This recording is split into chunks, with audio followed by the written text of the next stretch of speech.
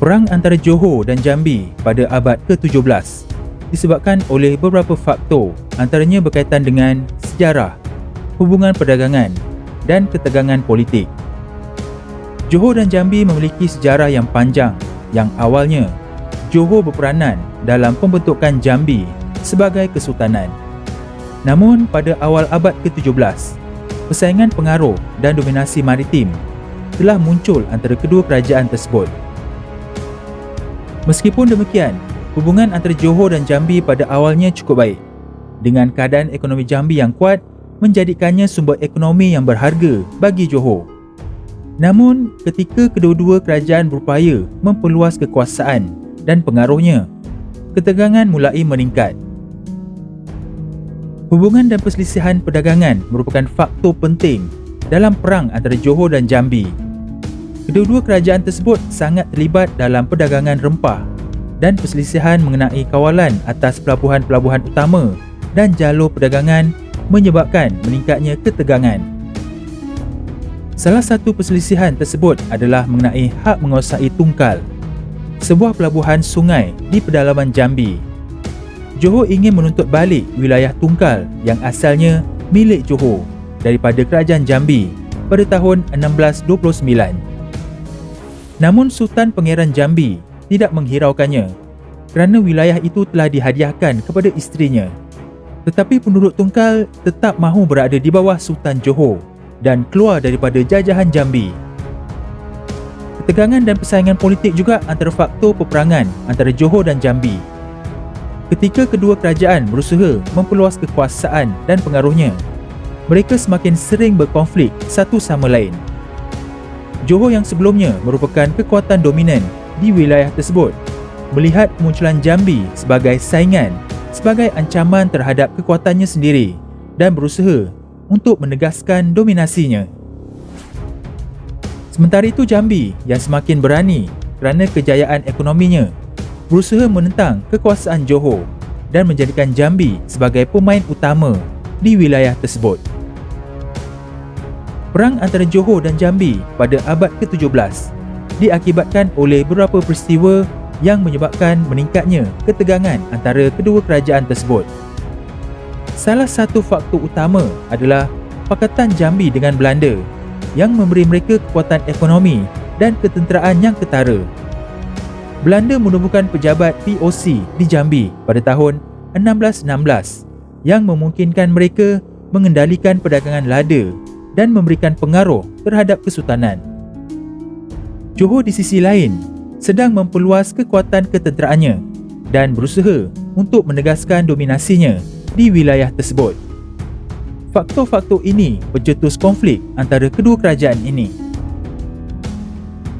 Akibatnya pada bulan Mei 1667, Johor dan Palembang menyerang Kuala Jambi dengan 7 buah kapal perang dan membakar kawasan tersebut. Kemudiannya, Laksamana Tun Abdul Jamil turut mengepalai armadanya yang terdiri daripada 50 buah perahu perang untuk menyerang Jambi. Hal ini berlarutan apabila Jambi beberapa tahun kemudian bertindak balas dengan menyerang 2 buah jajahan Johor iaitu Tungkal dan Inderagiri pada bulan Ogos 1670. Tindakan tersebut telah mengundang kemarahan Johor dan Angkatan Laksamana Tun Abdul Jamil datang menyerang Jambi semula. Jambi yang dipimpin oleh Pangeran Dipati Anom melancarkan serangan besar-besaran pada tahun 1673 terhadap Johor. Serangan mengejut ini berjaya memusnahkan kota Johor lama. Di sini kita dapat melihat Belanda memainkan peranan jahatnya dengan bersikap talam dua muka.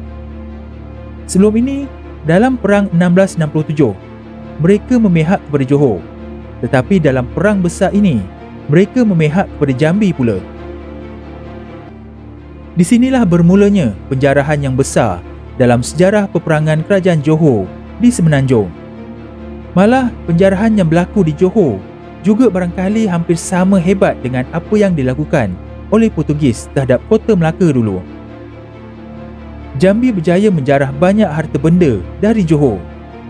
Jambi menyebut antara jumlah harta rampasan yang berjaya dibawa balik dan sekutunya ialah 95 pucuk meriam, 140 buah kapal. Tawanan perang seramai 1,268 orang.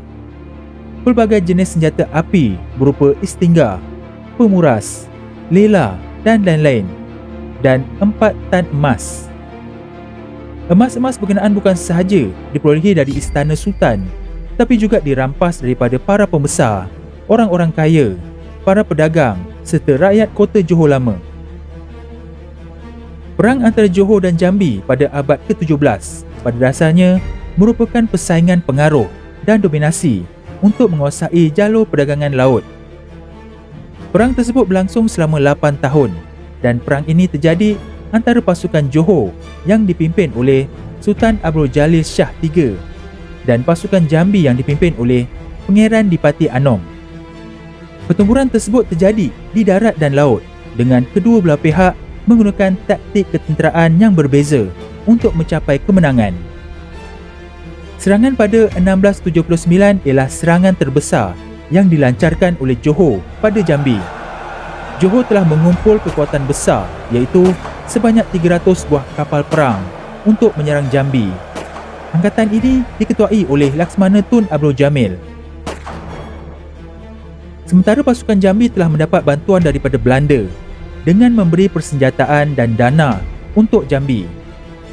Dalam serangan itu, Jambi berjaya dikalahkan dan dipaksa untuk membayar ganti rugi atas serangannya terhadap Johor lama pada tahun 1673. Jambi dipaksa untuk membayar sejumlah wang yang banyak kepada Johor.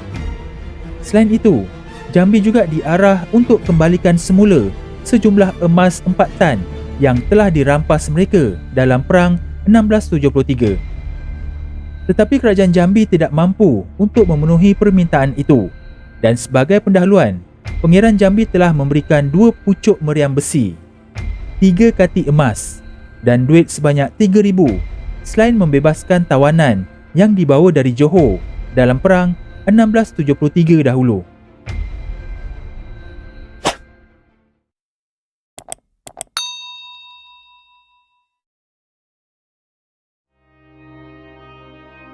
Kesimpulannya, walaupun kejayaan ini telah berjaya memulihkan maruah Johor yang dikalahkan oleh Jambi sebelum ini, namun sengketa antara Melayu dengan Melayu ini akhirnya merugikan kedua-dua belah pihak. Selama 14 tahun rakyat Johor dan Jambi tidak aman akibat pertelingkahan.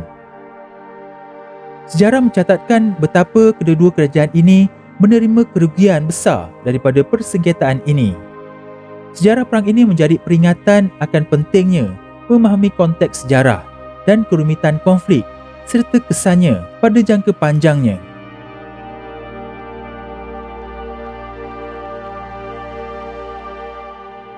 Jom sertai ahli channel Studio NS Production dalam rancangan eksplorasi misteri mistik ini dengan klik butang join di bawah video ini atau klik link pada bahagian description. Ada 4 pakej yang disediakan. Penerangan lebih lanjut akan diterangkan apabila anda klik butang join sekarang. Sokongan anda sangat membantu channel ini.